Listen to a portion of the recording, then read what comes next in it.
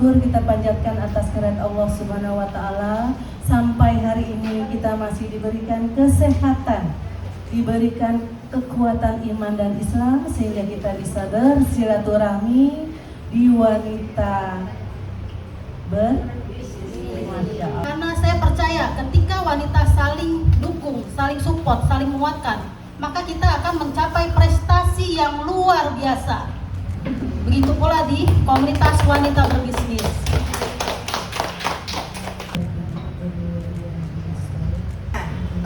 Sebelum mulai, tak kenal maka tak sayang. Jadi saya mau kenalan dulu. Nama saya Yosefin Kartini Natawilia. Biasa kan kita juga sering dengar ada brand ya, ada merek, apa sih bedanya? Brand itu sebenarnya identitas besar. Maksudnya dia tuh cakupannya lebih luas. Jadi brand itu ada brand identity, ada brand image, dan ada brand integrity. Merek itu adalah brand identity-nya. Jadi contoh brand identity adalah kayak gini. Kalau ibu-ibu lihat anak sekolah pakai baju putih biru, berarti dia SMP. Kalau dia putih abu-abu, berarti dia SMA. Berarti itu brand identity. Jadi brand identity itu apa yang kelihatan dari luar. Image itu apa yang mau kita kasih lihat ke konsumen. Gitu ya. Nah, yang terakhir adalah brand integrity. Brand integrity itu yang paling susah. Karena brand integrity itu kalau kita bicara soal sekolah, itu bagaikan menanamkan nilai-nilai dan moral kepada anak didik supaya dia menjadi anak yang berakhlak, gitu ya, anak yang tahu sopan santun, anak yang paham mengenai moralitas dan lain sebagainya gitu.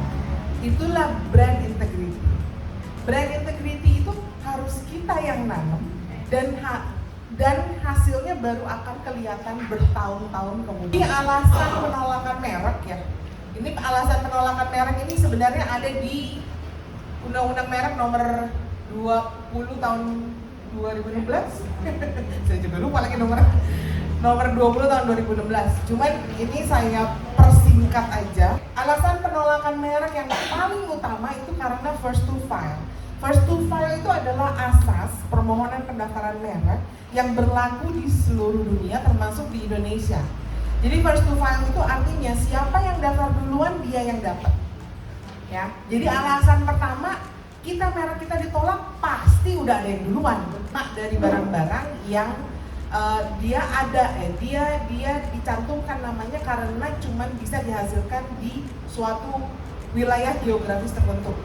Contohnya kopi Aceh Gayo, kopi Toraja. Nah, itu indikasi geografis. Kalau misalkan kita ditolak, jadinya gimana sih caranya ya bikin merek supaya bisa terdaftar? Nah, kita mulai strateginya ya. Strategi pertama, ini kunci utama dan kunci satu-satunya merek bisa lolos pendaftaran. Mereknya harus beda. Bedanya gimana gitu kan? Nah, ada yang namanya spektrum daya pembeda. Yang nomor 1 itu inventive marks atau fanciful marks. Kalau di bahasa Indonesia kan itu adalah merek-merek ciptaan. Jadi mereknya nggak ada di dalam bahasa, mereknya nggak ada di dalam kamus manapun gitu ya, istilahnya nggak dikenal. Contohnya adalah Google, IKEA, Kodak, itu kata-katanya mereka bikin sendiri. Itu yang paling kuat. Jadi kalau ibu-ibu mau daftar merek, kalau mereknya masuk ke kategori yang pertama, itu udah pasti lolos. Nah, terus kemudian yang kedua adalah arbitrary marks. Arbitrary marks itu artinya merek itu punya arti sebenarnya di suatu bahasa tertentu. Contohnya adalah suggestive marks. Suggestive marks itu dia kata-kata juga yang ada di dalam bahasa, cuman kita tuh pengen bikin ada karakteristik gitu, atau pengen bikin ada kualitas-kualitas tertentu yang pengen kita tunjukin gitu dari merek itu gitu ya. Contohnya Rocky Monster. Nah, yang terakhir ini yang paling susah didaftarin adalah descriptive marks. Descriptive marks itu dia menerangkan bahannya, kualitasnya, fungsinya, karakteristik, fitur, tujuan, atau penggunaan dari produk. Contohnya, teh botol sosro. Teh botol sosro itu cuman beruntung aja karena dia daftar duluan. Sebelum undang-undang merek ada, dia udah daftar. Jadi dia bisa terdaftar. Satu lagi merek generik. Kalau merek generik itu udah kasta paling bawah deh. Itu mah nama barangnya ya. Jadi kayak kalau kita daftar warteg gitu ya, kamu mungkin lah bisa daftar warteg gitu. Nasi Padang gitu, warkop, mie Aceh, apalagi servis AC gitu ya, jamur di mana-mana. Nggak mungkin kita bisa daftar. Jadi kalau untuk merek-merek generik itu sudah tidak dimungkinkan. Lebih baik cari nama. Yang paling aman apa Bu? Paling aman nama sendiri. Itu paling aman biasanya. Strategi kedua, visual.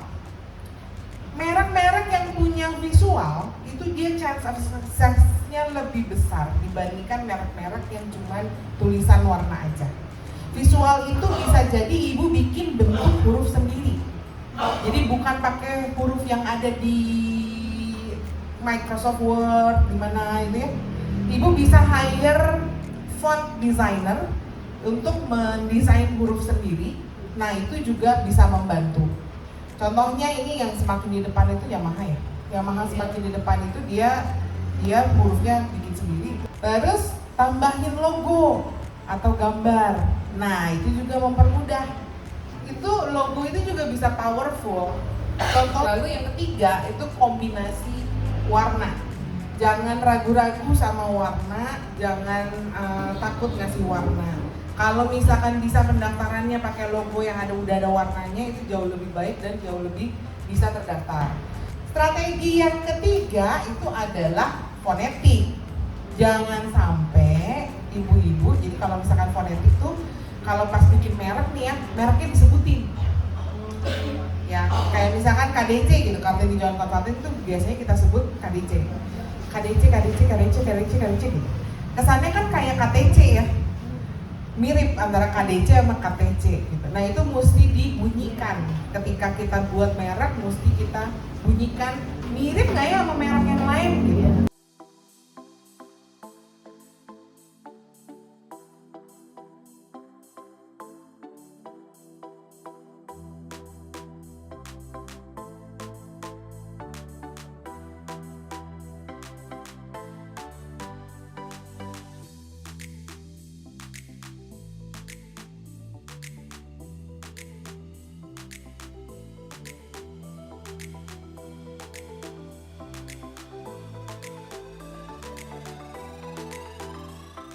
Berbisnis sukses.